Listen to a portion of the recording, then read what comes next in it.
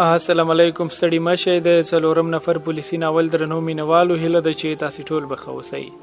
تاسو د تیرې 55مې برخې په پای کې اورېدلي وو چې جرترود له ژوبړ څخه راووته، په ټیکسي کې کېناسته، یو اړخ ته یې رامین او بل اړخ ته یې لندن کېناسته. جرترود ورته وویل تاسو څوک یاست؟ زه مو نه پیژنم. رامین ورته وویل زه رامین او په دغه بل څنګ کې د ناسته رئیس لندن دی. لندن له جرترود څخه وپوښتل ووایه سپین نسرین څوک دی؟ خو هغې ورته وویل زه په دې نامه هیڅوک نه پیژنم.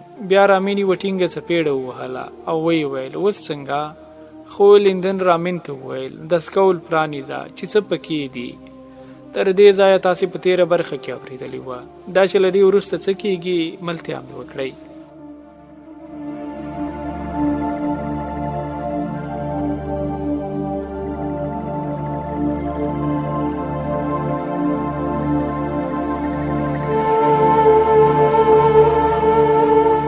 رامین وایي ومې ویل څه به وي د CSI د محرمو اسنادو فوټي کاپۍ چې ټاکلې د پیغلې په خپله خونه کې د پرتې مخابرې په مرسته کاپا ته مخابره کړي. خو پیغله په دې نه ده خبره چې هغه له کاره لوېدلې او نور څه شی نشي استولی. جرترود په نارامۍ وویل تاسې؟ ومې ویل هو زه. پاتې برخه یې ووایه. رښتیا پیغلې کله چې د هغه د شفري لیک پاکټ د خپل کور د دروازې تر شا ولید خوشحاله شوې که نه چې رښتیا چې هغه اصلا موږ ساسي د ملګري ښاغلي هاربر د کورتۍ له جیبه راویست او چې بې معنا راته وبرېښید نو د دروازې تر سوري مو ساسي کور ته در وغورځاوه. جرترود ناببره په ژړا شوه. ومې ویل ولې ژاړې؟ لندن وویل زموږ زړه سوی راپارول غواړي. ومې خندله. ومې ویل دا د ښځو خوی دی چې داسې وختونه ژړا ته ملا تړي. جرترود د ژړا په حال کې وویل هربر چیرې دی؟ ومې ویل اوس هوښیاره شوې هغه په زندان کې دی، ملګري هم ورسره دي، خو ستا جرم تر هغوی دروند دی ځکه د یو پټ سازمان د محرم اسنادو فوټي کاپۍ دې لیږدولي. اوس که له زندان څخه ځان ژغورل غواړي د سپین نسرین په تړاو چې له هر څه خبرې راته ووایه. چلوونکي وپوښتل ښاغلو چیرته باید لاړ شم؟ د لندن د کور پته مې ورکړه. لندن وویل هغه ځای خطرناک دی. ومې ویل ته کار مه لره. د څاختي 11 بجې مهال ټیکسي د لندن د کور مخې ته ودرېده.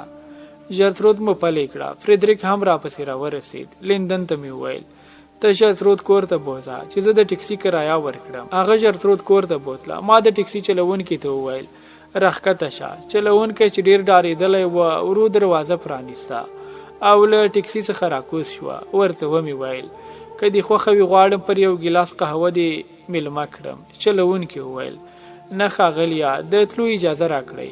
ومې ویل ډېرې خبرې مه کوه، کیلي راکړه او در روان شه. فریدریک مې اړخ ته ولاړ وه. کیلي مې له چلوونکي څخه واخیسته. فریدریک ته مې ورکړه او ومې ویل ټیکسي بوز او همالته نږدې په یو تمځای کې ودروه چې ښاغلی چلوونکی خپله یو ګیلاس قهوه وڅښي. چلوونکی پر زارۍ وشو او ویې ویل ښاغلی په ژمنه درته وایم چې ما نه څه اورېدلي او نه مې څوک لیدلی دي. په خندا مې وویل ویرېږه مه، په تا کار نه لرو، یوازې د پر یو ګیلاس قهوه میلمه کوم.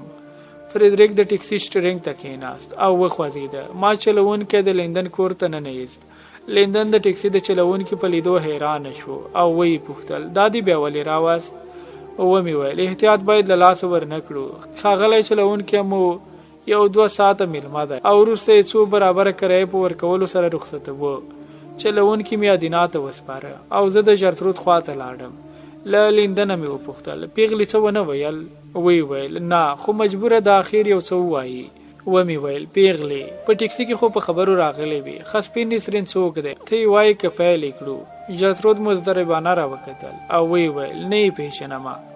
دویمه څپېړه مې پر مخ ووهله او ومې ویل بد چلندۍ ته مې ماړ باسه. وروسته مې پر یو لاستوره څوکۍ کېنوله. ومې ویل اوس وایه پوهېږم وخت ځکه تېروي چې ستا پان سپین نسرین به له بانکوکه ووځي. دا چوپتیا ستا پر زیان ده ځکه په یوه سرپینه ګولۍ د کوپړې در په هوا کوم. جرترود له ډاره وویل نه ما مه وژنئ، له هر څه چې خبره یم درته وایم یې. لندن وویل نو ولې ګورې؟ جرترود تر یوې شېبې چوپتیا وروسته وویل نیو پلازا هوټل 42 خونه. زه یوازې همدومره خبره یم.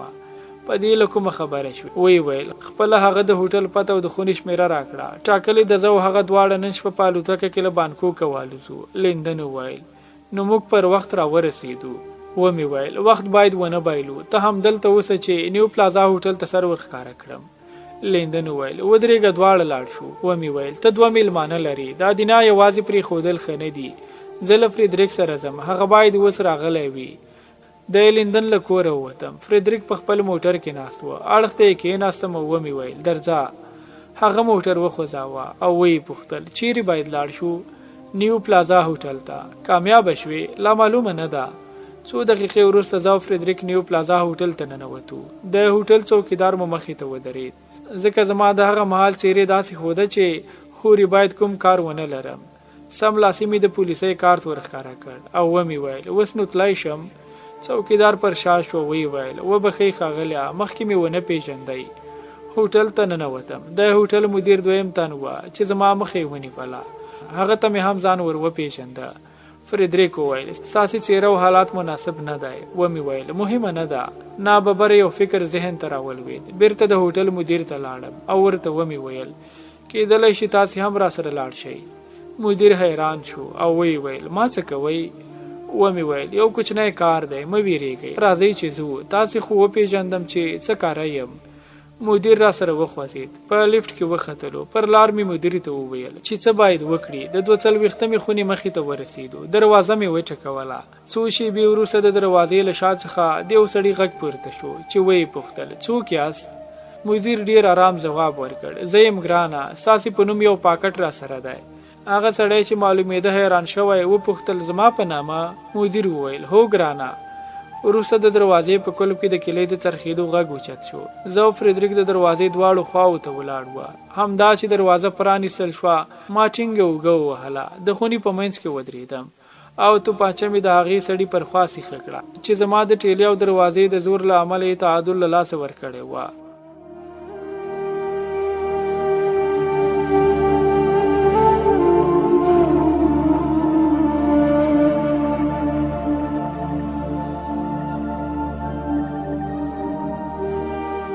هغه سړی ډیر شناخته و. په وار وار مې لیدلی او لارښوونې مې ترسره کړې وې او هیڅ مې زړه ته نه لوېده چې هغه د هماغه نسرین یا په بله ژبه 4م نفر وي.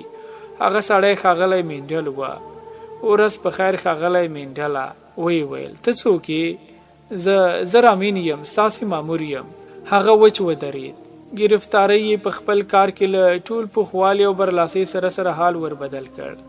فریدریک ته مې وویل د ښاغلي مینډل توپانچه واخله ځکه نوره اړتیا نه ورته لري. وروسته مې مینډل ته وویل د بې عقلۍ هڅه ونه کړي، زما ګوته پر ماشه ده. فریدریک ته مینډل توپانچه چې تر کورتۍ لاندې تړلې وه له پوښ راوایسته. مینډل حیران راوکتل. ځینې ومې پوښتل د ویلو څه نه لري؟ ورو یې سر وښوراوه. ویې ویل دا بې خونده ټوکې مې دې نه خوښېږي. دا بې خونده ټوکه بې عقلې جرترود پیل کړه.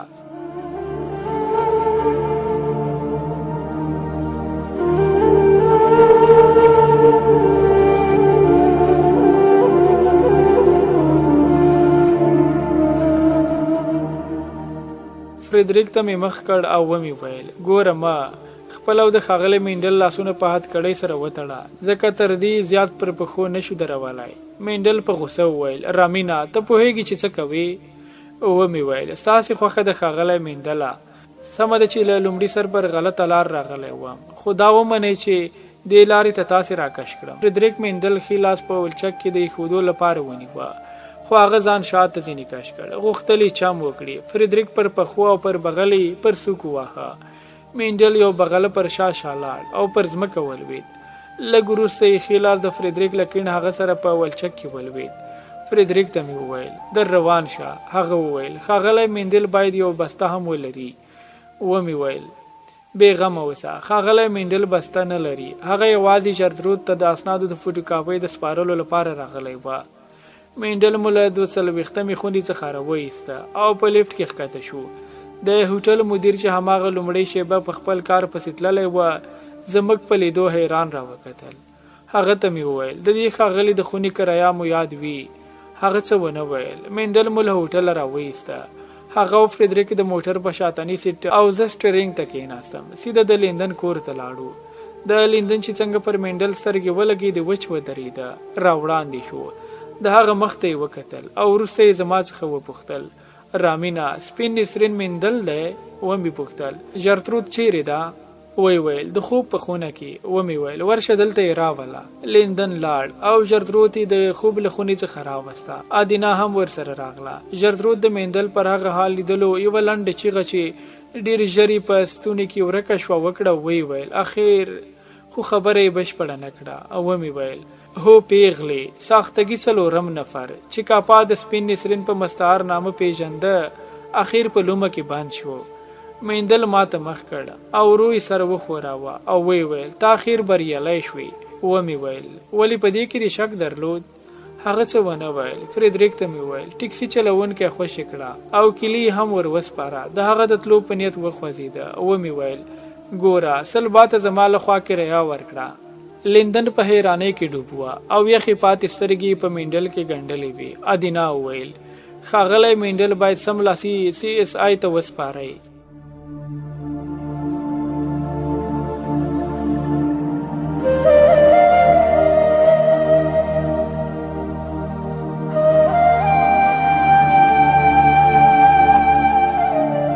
درنو اوریدونکو دا و د څلورم نفر پولیسي ناول 58مه برخه چې ما رحمت الله همت درته وړاندې کړه. دا چې په راتلونکي او د دغه ناول په وروستۍ برخه کې څه کیږي هغه به راسره په برخلیک ټاکونکي وروستۍ برخه کې واورئ. تر بیا ښه وختونه او خوشحاله